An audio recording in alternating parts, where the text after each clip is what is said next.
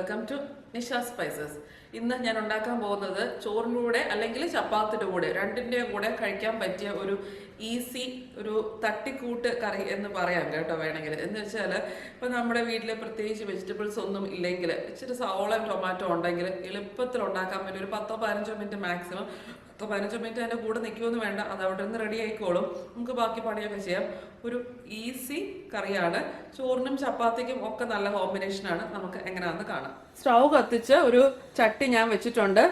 അതിലോട്ട് ഏകദേശം 1 table spoon വെളിച്ചെണ്ണ ഒഴിക്കുവാണേ. വെളിച്ചെണ്ണ ഒന്ന് ചൂടായി വരുമ്പോഴത്തേക്കും അതിലോട്ട് 1 ടീസ്പൂൺ ഉഴുന്ന പരിപ്പ് ഇടണം.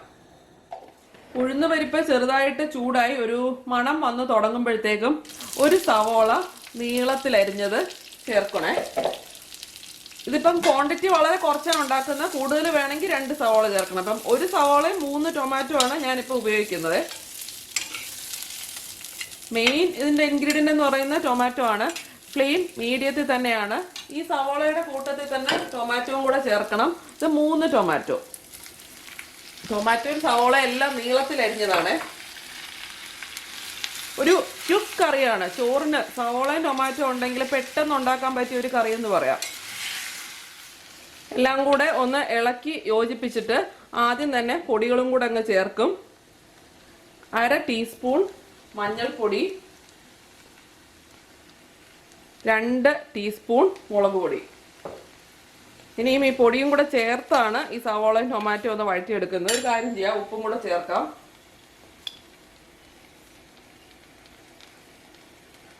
ഏകദേശം ഒരു 1-1.25 ടീസ്പൂൺ ഉപ്പുണ്ട്.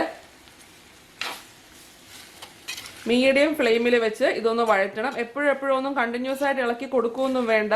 ഇപ്പം നോൺ സ്റ്റിക്ക് ഒക്കെ ആണെങ്കിൽ ലോ ഫ്ലെയിമിലിട്ട് അങ്ങനെ കിടന്നോളൂ. ഇപ്പം ചട്ടി ആയതുകൊണ്ട് ഇടയ്ക്കൊന്ന് ഇളക്കി കൊടുക്കണം കേട്ടോ. ഹൈ ഫ്ലെയിമിൽ വേണ്ട, മീഡിയത്തിനെ ലോയിൻ്റെ ഇടയ്ക്ക് വെച്ചിരുന്നാൽ മതി. സവോളയും ടൊമാറ്റോയും കൂടെ ലോ ഫ്ലെയിമിൽ വഴറ്റാൻ വെച്ചിട്ട് ഇപ്പോൾ 10 മിനിറ്റ് കഴിഞ്ഞിട്ടുണ്ട്. ഇതിനൊരു അരപ്പ് തയ്യാറാക്കി എടുക്കണം. ഞാൻ എടുത്തേക്കുന്നത് 1/2 കപ്പ് തേങ്ങ തിരുമിയത്, അതിലോട്ട് 1 അല്ലി വെളുത്തുള്ളി, കുറച്ച് കറിവേപ്പില, 1 പച്ചമുളക്. ഇത് വെള്ളമൊന്നും ഒഴിക്കാതെ ഈ സാധാരണ നമ്മൾ അവിയലിനൊക്കെ അരയ്ക്കത്തില്ലേ അതേപോലെ നന്നായിട്ട് ഒത്തിരി അങ്ങ് അരഞ്ഞു പോകണ്ട. എന്നാൽ തോരനേക്കാളും കുറച്ചുകൂടെ അരയണം. ഇത് നല്ല കുഴഞ്ഞ് ഞാൻ അടച്ചേ വെച്ചില്ല, വെള്ളം ഒഴിച്ചില്ല, അങ്ങനെ തന്നെ ഇടയ്ക്കിടയ്ക്ക് ഇളക്കി കൊടുത്തതേ ഉള്ളൂ. ഇനിയും ഈ അരപ്പ് ഇതിനകത്തോട്ട് അങ്ങ് ചേർത്ത് കൊടുക്കാം.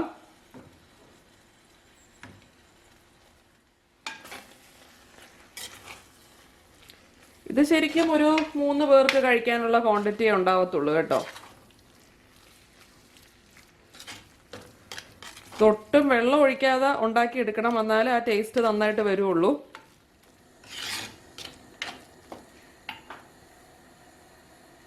ഇനി ഒരു 5 മിനിറ്റ് ഇത് ലോ ഫ്ലെയിമിൽ ഇങ്ങനെ തന്നെ കിടക്കട്ടെ. എന്നുവെച്ചാൽ ഇപ്പൊ വെളുത്തുള്ളിയൊക്കെ ചേർത്തിട്ടില്ലേ, അപ്പൊ തേങ്ങ ഒന്ന് വെന്ത് വരണം. ആ വെളുത്തുള്ളിയുടെയും ഒരു പച്ച ടേസ്റ്റ് ഒന്ന് മാറി വരണം.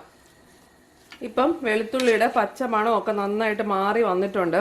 ആ പച്ചമണം മാറണം കേട്ടോ, അല്ലെങ്കിൽ ആ ടേസ്റ്റ് നന്നാവില്ല. ആ പച്ച ചുവച്ചാലേ കൊള്ളത്തില്ലത്.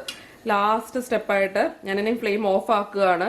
ഇച്ചിരി ഒരു 1/2 ടേബിൾ സ്പൂൺ അല്ലെങ്കിൽ 1 ടീസ്പൂൺ വെളിച്ചെണ്ണ ഒഴിച്ച് ഒന്ന് ഇളക്കി കൊടുത്ത് അടച്ചു വെക്കുക. അത്രേ ഉള്ളൂ. നമ്മൾ ഇതുവരെ അടച്ചിട്ടില്ല, ലാസ്റ്റ് എല്ലാം കഴിഞ്ഞിട്ടാണ് ഒന്ന് അടച്ചു വെക്കുന്നത്.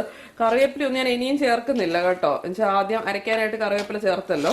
പിന്നെ എൻ്റെ കയ്യിൽ അധികം കറിവേപ്പില ഇല്ല, അതുകൊണ്ടാണ്. വേണമെങ്കിൽ ഒന്ന് ഗാർണിഷ് ചെയ്യാനൊക്കെ ഇച്ചിരി ചേർക്കാം. ഇത്രേ ഉള്ളൂ. വീട്ടിൽ അധികം വെജിറ്റബിൾസ് ഒന്നും ഇരിപ്പില്ലെങ്കിൽ പെട്ടെന്ന് ചോറിന് ഉണ്ടാക്കാൻ പറ്റിയ ഒരു കറിയായത്. നല്ല എളുപ്പമാണ്. ഒരു 10-15 മിനിറ്റ് സംഭവം കഴിയും. അതിൻ്റെ കൂടെ നിൽക്കുമൊന്നും വേണ്ട. നല്ല ടേസ്റ്റി ആയിട്ടുള്ളൊരു സിമ്പിൾ കറി എന്ന് പറയാം. ഒന്ന് ഉണ്ടാക്കി നോക്കി ഇഷ്ടപ്പെട്ടോ ഇല്ലയോ എന്ന് പറയണം. അപ്പോൾ ശരി, നമുക്ക് അടുത്ത പ്രാവശ്യം പുതിയൊരു വീഡിയോ ആയിട്ട് കാണാം. ബൈ.